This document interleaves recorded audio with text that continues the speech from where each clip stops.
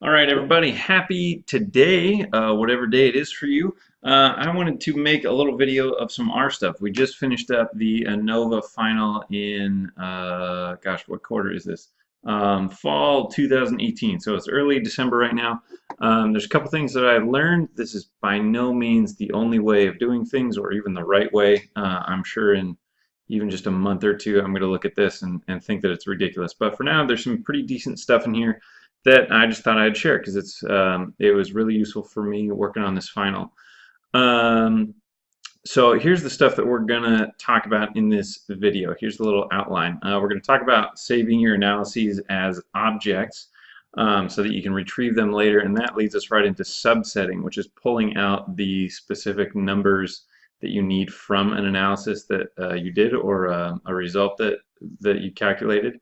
Then we're going to talk about printing and pasting, and that's combining different factors and elements together into a coherent sentence or text string. Then we're going to talk about attributes, which are some of the hidden things going on in R that you can take advantage of, or it's just good to be aware of. Then we're going to start talking about if statements. We'll first talk about just if then, and then if then else, and then if then else if, and that's when we'll start being able to build really complete and versatile and dynamic if ladders, and that'll help out a lot as you're starting to build dynamic programs instead of just running one line at a time of code.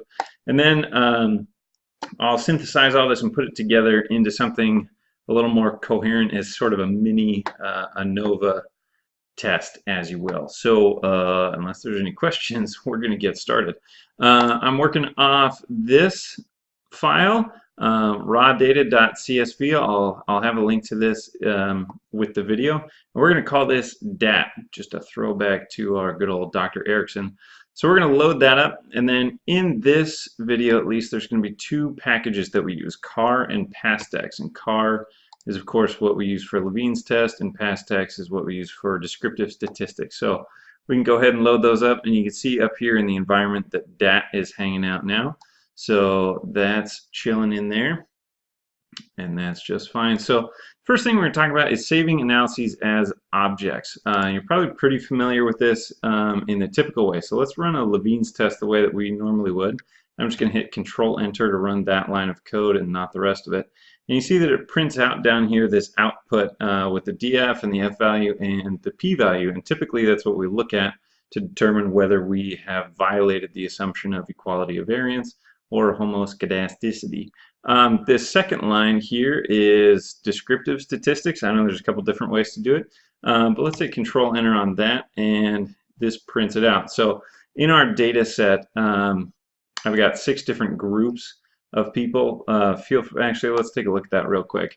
In this DAT data set, each participant has a unique ID, and then there are 3 levels of case, none, 2, or 4, and that's case management for homeless populations. And then there's 2 levels of the housing variable, shelter or outside. And so combined, there's 6 different groups, and these are all factors for doing our Anova. The score that's on here is just supposed to represent a well-being index score, and so this is just the numeric data. So this is our DV, while all of these are our IVs. And so with this data set, we could look for interactions and main effects and simple effects and all that good stuff.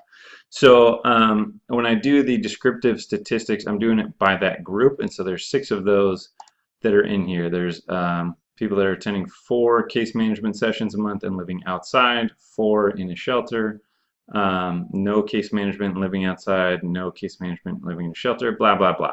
And we've got just kind of the basic stuff going on here. You can, of course, turn off the basic statistics or the norm values as you see fit.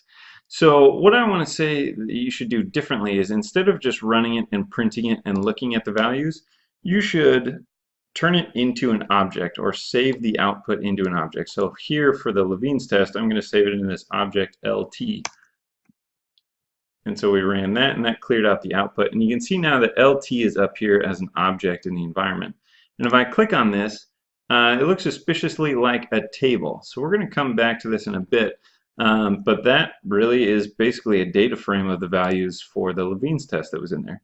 Same thing with the descriptive statistics. I'm going to save it in this thing called desk. So let's run that real quick. And we can see that up here as well. And this one's a little bit different because there were those 6 groups. So if we look at desk, you can see that we have the 6 groups up here, which are the combined factors, and we can expand those the same way to look at all the numbers that that were reported in our descriptive statistics. So this still actually is a table, even though it looks a little bit different, and we're going to talk some more about that coming up. So first of all, that's the real basic stuff. Just save those outputs as an object, and that leads us to subsetting, which is then pulling out the terms that you want from those variables in particular. So for instance, the Levine's test would be super handy to pull out the p-value to see if it was significant or not. If you look at this hyperlink down here, there's a great guide to it, but it can feel overwhelming if you're not sure exactly what's going on, because they do some stuff that I'm not even working with yet. But basically the notation is pretty straightforward. You give yourself an object, and then in these brackets, you just use the square brackets, you give a row number, and then the column separated by a comma in between. Or if you're looking specifically at a variable, you give the data frame, the $sign, and then the variable name, and then the same notation here in the brackets, row, comma, column number. So if we want to, let's take a look at this line. If we want to show the 15th row of the 3rd column in DAT, that's going to spit out that participant's housing conditions. So I'm going to Control Enter that, and we'll see that it spits out shelter. And it also gives us this handy thing. What are the factors that were possible outside of shelter? But shelter is the value that's right here. And if we go look at DAT, we can scroll down to row 15 and column 3. ID is 1, case is 2, housing is 3. So 15th row, 3rd column gives us shelter. Now let's look at the p-value of the Levine's test, LT, which is what we saved up here. We're going to run that, and it spits out 0.08. So yes, we can assume an equality of variance across our different groups. And so what this is saying is that we're looking at the first row in the 3rd column. And if we jump over here to our LT data frame, we can see the first row group, and then we'll go over to the 3rd column. DF is 1, F is 2, and then the p-value right here is 3. So just like that, we've pulled out the p-value from our Levine's test instead of looking at that whole table. I know the table is not hard to look at, but you'll see why this makes a difference as we complicate things. So now just to highlight what it looks like if you're looking up things specifically within a variable. So now we're going to be pulling out the different groups from the desk, which is our descriptive statistics. And this one's a little bit different because the data frame has variables within it. So we can, when we look at the data frame, it has all 6 groups that are kind of chunked together. So to look within desk, we just type that, and then to look within a particular group, we put in the $sign and then the group name that's in there. And you may be wondering, why is there just 1 digit here? Don't we need the row and the column? But this one's interesting because there actually are, there's only 1 column. It's this value. I know it looks like there's 2, but R is kind of ignoring this.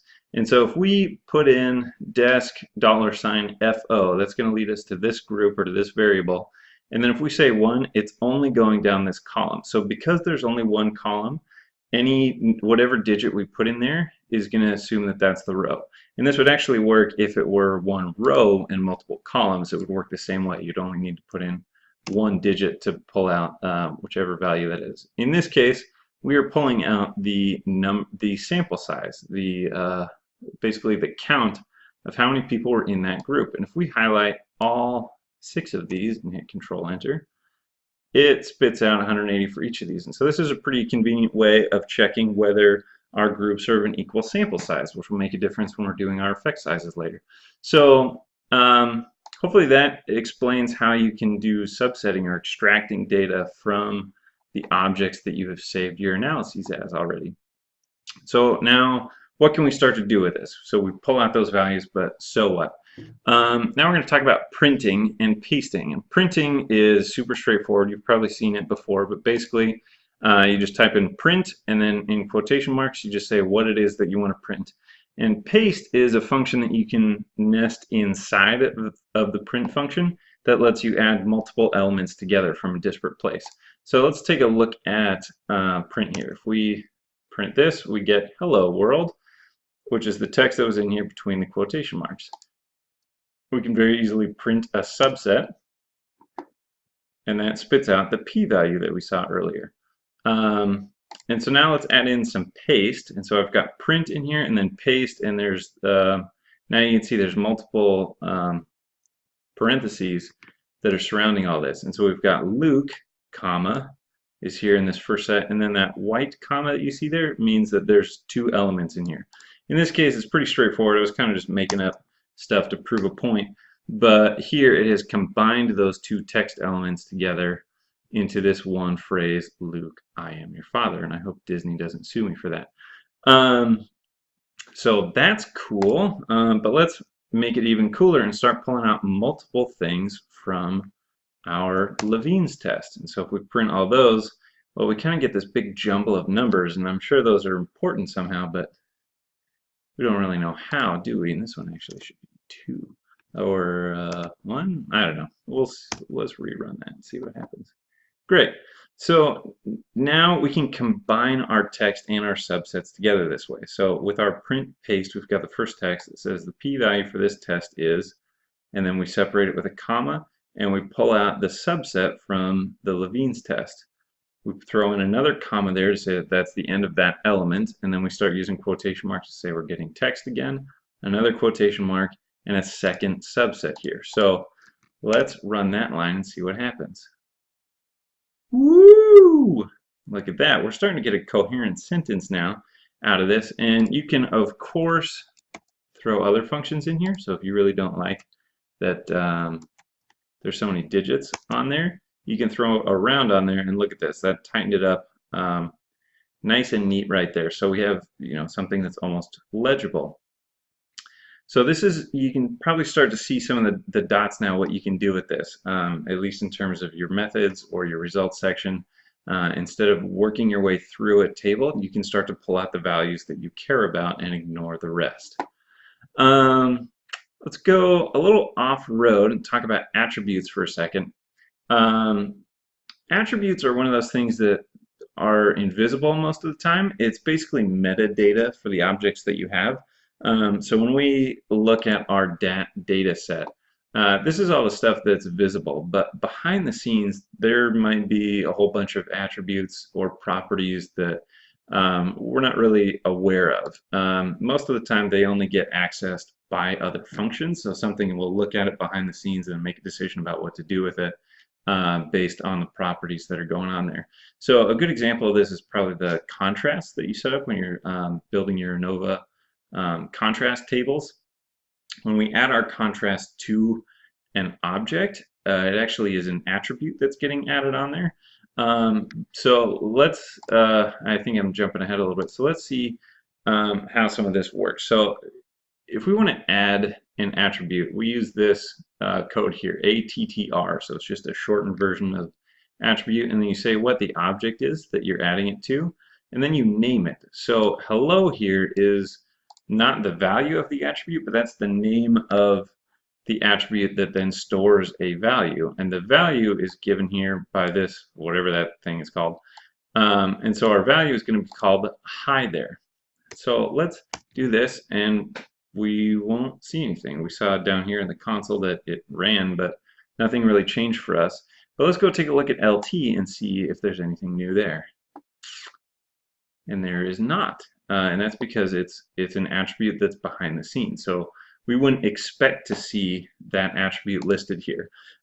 So this, if you print it, if we just print all of LT, it still doesn't show up. So we don't see the attribute by looking at it from the environment or from printing the whole object, but we can see it when we call we use that same function attribute and say LT, and then we give the name of the attribute that we care about. And in this case, our code is different because we're not setting the value of that.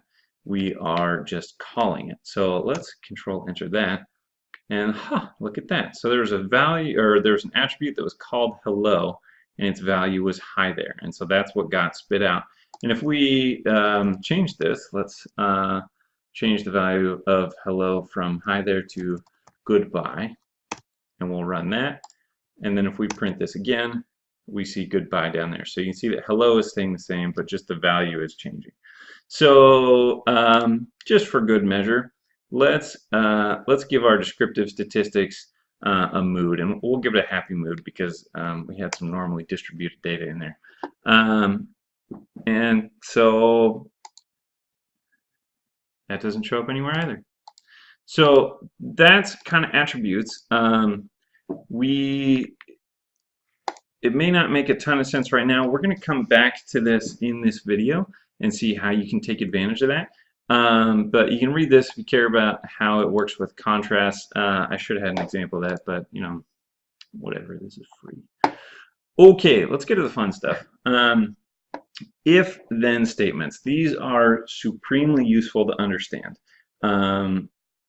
Honestly, knowing some of the programming stuff like this can help you think through logical arguments, the way the world works. At least to me, I felt like once I started understanding some of these programming elements, I was able to visualize more linear models when it came to problem solving or just understanding situations or whatever it was. But basically, it kind of works the same way that we would talk. We might say to each other, if this thing is true, then do this other thing. And so there's two parts to that. There's the if this thing is true, and then the what to do about it. And R would write that out like this. If, and then in parentheses, ABC, which is going to be some sort of test expression that we'll talk about more in a second.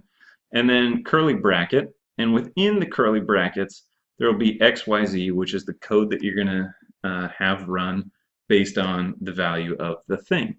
So ABC is stuck in the parentheses, and then there's curly brackets that gives you the statement.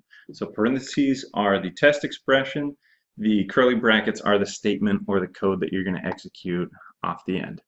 Now, ABC, this test expression that I keep talking about, it has to be some sort of true or false test. And so that could be something simple like a question like, is 5 greater than 4? Is 4 greater than 5? Does hello equal hello? Or something more useful like, is the p-value of our Levine's test greater than 0.05? Now, for this first one, 5 is greater than 4, and so that's going to evaluate to true. 4 is not greater than 5, so that's going to evaluate to false. Hello does equal hello, and in R we use 2 equal signs to mean an exact match. If you use 1, it'll throw an error at you and you might cry. But that is true because those text strings are exactly the same. So you can work with text and digits. And then our p-value for Levine's test totally depends on the data set that we're using. So the question may not change even though the answer will.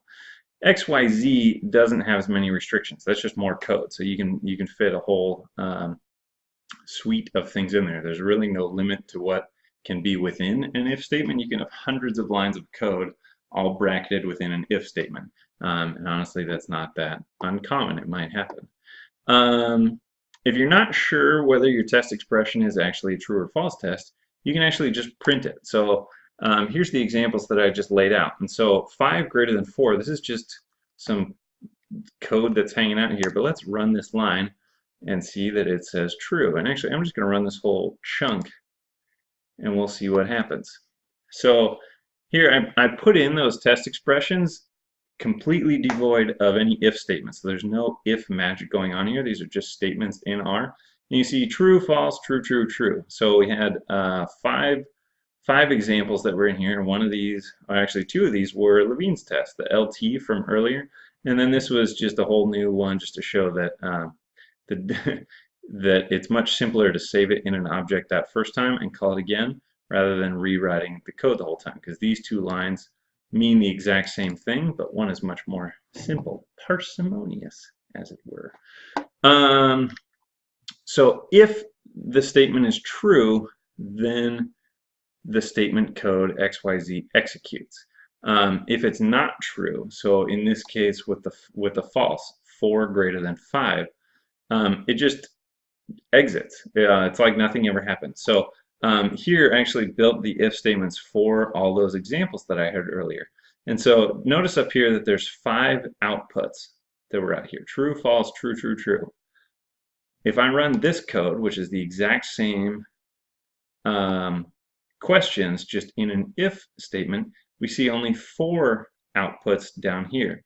And that's because this one, the if 4 is greater than 5, is false. And so it just ignores that this code even exists. It just skips over it. But these are some examples that you can look at and see how it works out. And so we put our 5 greater than 4 within the parentheses. And then we add here print true if it was. Down here, we're just returning the greeting. So if hello equals hello, we say hi back. If the Levine's test is greater than 0.05, it prints out insignificant. If the Levine's test that's in a more complicated manner is greater than 0.05, it still says insignificant. So you can see that those are the outputs down here. And I'm going to have the R markdown file saved for you, so feel free to look at this on your own time too. But let's add something to this. This actually shouldn't be else if quite yet. We're coming to that. So if then, else then. Basically, sometimes there's more than one option that you care about. So sure, that first thing wasn't true, but you want something else to be true. Or you're trying to pick between 2 roads diverging in yellow wood. So it's not that you take neither, you take one of them.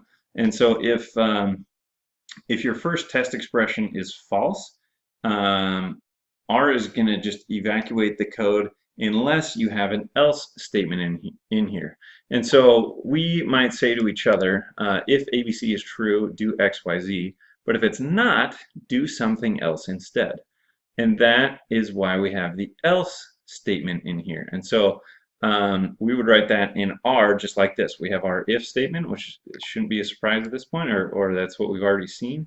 But then right after the curly bracket to end the if statement, we have the else statement.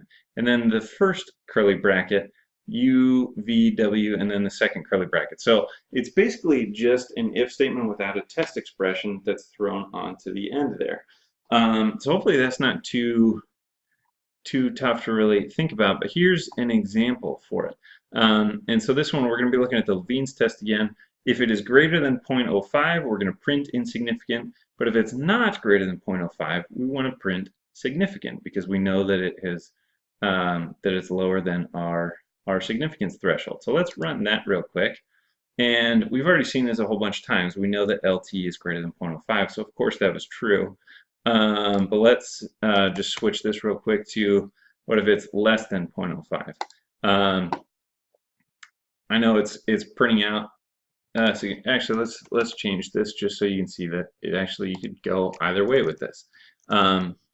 And so we just flipped it, and now we will still get an insignificant result, even though we changed it. Before it was looking at whether it was greater than 0.05, and now it's looking at whether it's less than 0.05. So just depending on how you build it, you can have different values. There's no real right or wrong way of whether you should say less than or greater than there. It just depends on what you do with your true and false values.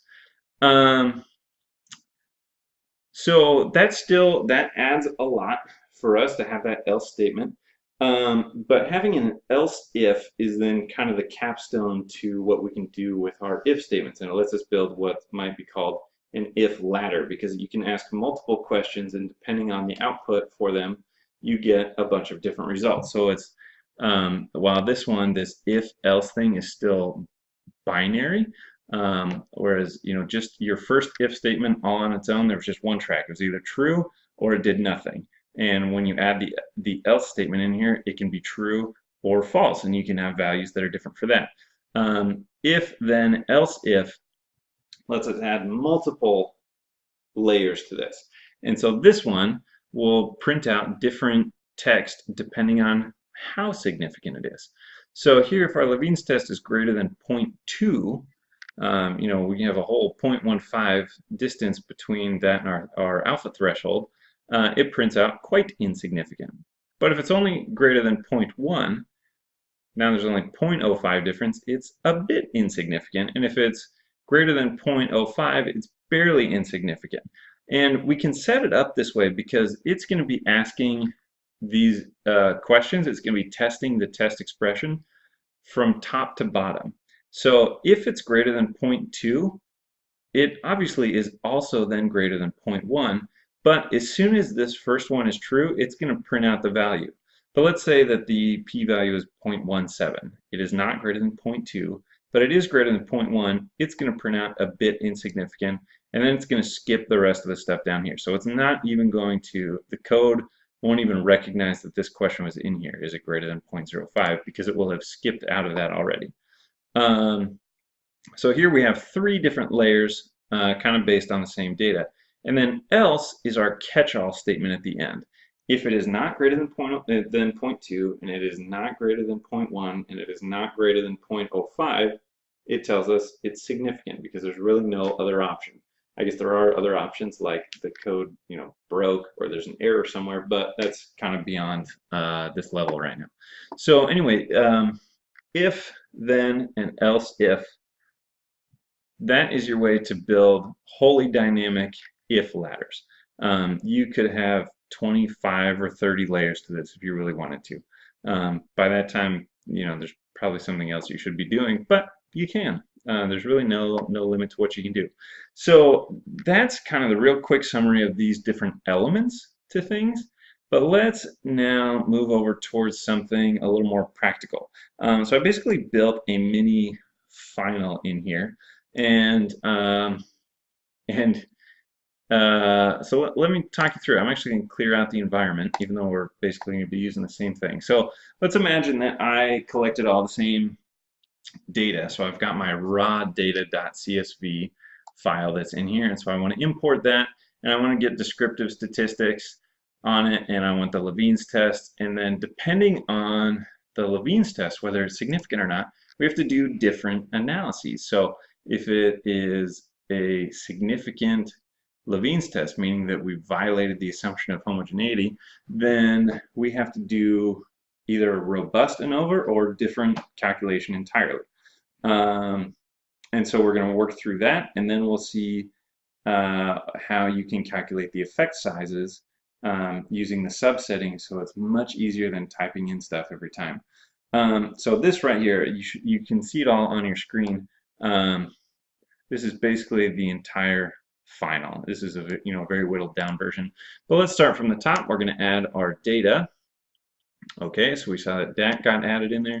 We're going to add our descriptive statistics into this thing called desk. So we'll run that. We're going to do a Levine's test. And now I'm going to run the if statement, and let's look at what it's doing here. If Levine's test is greater than 0.05, which we know it is, then it's going to change the attribute of group, and this attribute is called EQV for equality of variance, and it's going to give it the value Anova, and it's going to print something that says homoscedastic data p equals, and then it'll give us the p-value. So both of these things are happening in the statement line. So if it is an insignificant Levine's test, both of these things happen. If it is not an insignificant Levine's test, or if it's less than 0.05, there's this else if. So else if Levine's test is less than 0.05, if this is true, then it will create that same attribute within the group variable, but it will call it KS instead of Anova. And it'll print something that says heteroscedastic data and give us the p-value for that. And so that'll be handy for us in our results section. And if for some reason neither of these is true, it's either not insignificant nor is it significant, that means something went wrong with the Levine's test. And so that's our else statement there that just says if it is not significant or insignificant, there obviously must be something wrong. And this would be, I couldn't find it online before I had to start recording this, but there should be something somewhere that allows us to basically exit the R code without running the rest of this, but that's okay. So let's run that, and let's see what our output is. Homoscedastic data. Great. So we can assume that our data is equally variant across our different groups. So now we get into a second if statement. So this whole thing is one kind of giant if ladder. And then there's another if ladder that's down here just below it. And this is looking at the attribute. This is the attribute that we created up here. And so it's looking at equality of variance. And if the attribute is KS, then it does this whole analysis. And this is the Wallis Test. I sent a text out about it a couple days ago. I don't actually know if this is the right test to do for it. I know it's robust to non-normal distributions. I don't know if it's robust to heteroscedastic data, but that's okay. It kind of just serves as an example that if our attribute is KS, it's going to do this. Else, if our attribute is Anova, which is what we want, then it's going to do all of this stuff. And what it's going to do here is basically the full Anova model. It'll build a model called Mod Anova that's looking at the well-being score as predicted by case and housing and the interaction between the two out of our data set. And then it's going to build an Anova source table for us out of the Anova based on the that model right there. And then it's going to print some stuff. It'll give us the main effect p-values to say whether there's significant main effects or an interaction effect. So let's hit enter on this. Woo! And so there it did some stuff. Let me collapse this again. And apparently there is no main, there probably is a significant main effect for case management. Probably rounded to 0 because it was that significant. Same with housing. Wow, this is a wildly significant thing. And then it sure looks like there's also a significant interaction effect. So this just tells us in kind of one easy to read sentence that we have a significant interaction effect. And now I'm just going to skip over basically all the stuff I don't care about in Anova and go right to the effect sizes. And so you may remember that Field had this pretty gnarly function that he built for us where we get for evaluating the omega square effect sizes. And so this is only running if the equality of variance attribute that we created several steps ago, if it equals Anova. So if it was a KS value, or effectively if it was a significant Levene's test, it's not going to run the omega square because omega square is not a suitable effect size for the Kruskal-Wallis test, but it is for our Anova. So this is the formula that Field built. I did modify it a little bit, which I'll talk about in just a second, but basically here's the function. We're just going to ignore that. It's kind of the magic that's happening behind the scenes. But if EQV equals Anova, then it's going to create that function. If it doesn't equal Anova, it's going to print there's no effect sizes for this data. Down here is where it actually gets run. So omega factorial, this is the function that's calling the function that Field built for us up there. And look at this nonsense. This is a bunch of hogwash, isn't it? Field wanted us to put in a bunch of data manually. We had to put in, so you can see up here, there's N, A, B, sums of squares of A, sums of squares of B, sums of squares of the interaction, and the residuals. Instead of typing all those things out, this is where the magic takes off, subsetting. Instead of typing those out, I'm dynamically pulling all of those pieces of information from the objects that we built previously. So here, from desk, from our first group, I'm pulling the sample size, which is of course the N that's required. In here, tab Anova, that is the object that we created here during our else if statement, and that's the Anova source table. And what that is doing, let's open it up. We can pull it open just so I can, you can see that I'm not totally crazy. So tab Anova, what is this? First row, second column. So first row, second column is DF. So a DF of 2 is going to go in right here, and that's what is being asked for here, because it's the levels. Well, it shouldn't be. Sorry. Okay. So what it was asking for is the levels, but then here's what I modified in fields thing. There's 3 levels to case management in here. And then, so we would put that in there, and so A would equal 3, but then field always had a -1. So really, they're not looking for the levels, they're looking for the DF. And so instead of giving it the levels +1 so that then he could subtract 1 in his function, I'm just putting the DF in, kind of cutting out the middleman. So this is pulling the DF from our case group, and this is pulling the DF from our housing group. So second row, second column, second row, second column, a DF of 1 is going in there, and so on and so forth, pulling out the different parts of the Anova table so that we can super easily calculate the effect sizes. So let's run this and see what happens. Oh, could not find function. Oh, that's because we didn't run that earlier. So, okay, so now it believes that there is such a thing called a function. And just like that, it spits out our omega squared for case 0.52 and housing 0.23 and the interaction 0.14. So, woo! Pretty handy. Now, all this, I'm sure you're thinking, and you're totally right, building this is not a time saver when you're doing it once. Probably by the time you do it a second time, and certainly by the time you do it third or fourth time, this saves you a ton of time. So I'm actually going to scroll back to the top. I'm going to clear everything out of the environment, and I'm going to run the entire chunk as is. And so here it imported all the data, it got the descriptive statistics, it did the Levine's test, it did everything that I just walked us through in one fell swoop and printed it out along the way. And so we can kind of go down here just to the bottom and see a bit of a summary of the statistics that we built. We can see that it's that we did not violate the assumptions of equality of variance, that there is a significant main effect for both factors. There's also a significant interaction, and then we can see the effect sizes. This is obviously a very minimal, a dumbed down version of the final, but you can start to see that this could be super handy. And just to take it one step further, we're going to rebuild our data. So this is the raw data set that we started with, that we imported, and we're going to do some Excel stuff. Let's say, I don't know, we'll just build something based off our case. If this equals, oops, we should do ifs.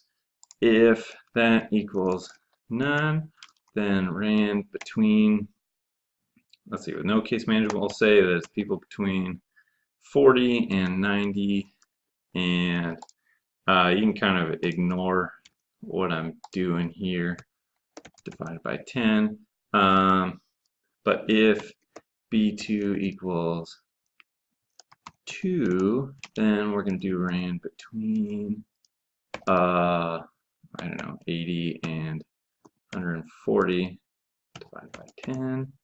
And if B2 equals 4, then we're going to do rand between, we'll make these the super happy folks, 120 to, I don't know, 180 divided by 10. And let's see if that does something. Let me pause this real quick. How do I pause it? Okay, I had my parentheses in the wrong place, but here we go now. So it's basically if they have no case management, I'm just making this up by the way, if they have no case management, their score is going to be somewhere between 4 and 8. If they have a case management of 2, it'll be somewhere between 8 and 12. And a case management of 4 will be somewhere between 12 and 16, and these are to the 10th decimal place. So we'll build that in there, and let's run that down. We're going to copy that, paste it as values. So now we have rebuilt our data set, and I have no idea what kind of results we're going to get. So I'm going to clear out this environment. And the point that I'm trying to prove here is that as long as your data is structured the same, there's no reason to be redoing the code for the analyses that's on it. So here we go, here we go, here we go. We imported the new data set. We got the descriptive statistics, the Levine's test. We built our EQV attribute based on whether it was significant or not. And then it did some tests and ran some effect sizes. And let's see what we got. Apparently, it still did not violate the homogeneity assumption. Apparently, there was still significant, there's incredibly significant p-value for case management, and there is an insignificant one for housing. That makes sense because we didn't do anything with our data based on that, and there is not an interaction effect. And here is the effect sizes, at least for the omega squared and housing and the interaction. There's basically nothing. So just like that, I was able to redo all my data, or the entire analysis, because I built it in a dynamic fashion that's pulling data out of tables instead of me typing it in manually. So that's probably enough for today. What do we got, 40 minutes? Good Lord. I was hoping it was going to be 20 minutes, but I'm not very good at math, so sucks to be you.